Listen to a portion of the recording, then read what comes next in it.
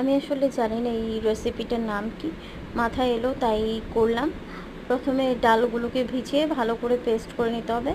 Paste করার পরে ওটাতে কুচনো কাঁচা লঙ্কা, কুচনো রসুন, কুচনো পেঁয়াজ আর ধনেপাতা দিয়ে দিতে হবে। দিয়ে ওটাতে দিতে হবে গুঁড়ো মশলার মধ্যে হলুদ গুঁড়ো, কাশ্মীরি লাল মির্চের গুঁড়ো আর নুন। দেওয়ার পর এটাকে খুব ভালো করে মিক্স করে নিতে হবে। খুব ভালো করে মিক্স হয়ে যাওয়ার পরে এটাতে দিতে হবে সামান্য পরিমাণ সর্ষের তেল। সর্ষের তেল দিয়ে আবারও খুব ভালো করে মিক্স করে নিতে হবে।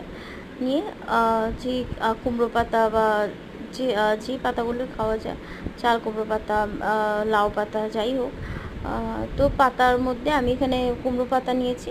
কুমড়ো পাতার মধ্যে 1 চামচ বা 2 চামচ করে ডাল বাটা দিয়ে ওগুলোকে ভালো করে ফোল্ড করে দিতে হবে। প্রত্যেকটা ফোল্ডেই 1 চামচ 1 চামচ করে, বাস একটু পরিমাণ মতো বুঝে ডাল পেস্টটা লাগিয়ে দিতে হবে। দিয়ে এবার ফ্রাইং প্যানে তেল গরম করে গরম তেলে পাতাগুলো ছেড়ে দিতে হবে। তারপর এগুলোকে এপিট ওপিট ভালো করে উল্টাপাল্টা করে ভেজে নিতে হবে, কিন্তু একদম লো ফ্লেমে করতে হবে, কেন কি ডালগুলো সিদ্ধ হওয়ার ব্যাপার আছে। তো একদম লো ফ্লেমে এগুলো হতে কিছুটা টাইম লাগে, কিন্তু আয়োজন বেশি একটা করতে লাগে না।